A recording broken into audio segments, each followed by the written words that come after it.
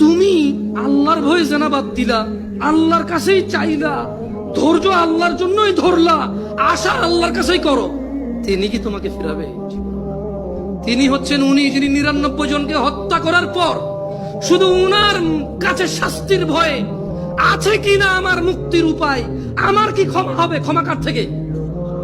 তাহলে ওই যে বনি ইসরায়েলের ঘটনা, ও ৯৯টা মানুষকে মারার পর কার কাছে ক্ষমার জন্য, ক্ষমা হবে কিনা ব্যাকুল হয়ে গেছে, কার কাছের জন্য?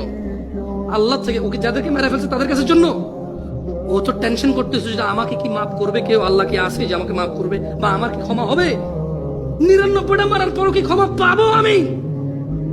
আল্লাহ কি ওর জন্য জমিনকে কাছে করে দেয় নাই? এই মাটি তুমি এক চুল নাড়তে পারবা? এই জমিন তুমি এক চুল নাড়তে পারবা? ভাই আমার, তুমি কি বনি ইসরায়েলের ওই ৯৯ জন হত্যাকারীর চাইতে নিজেকে খারাপ মনে করো?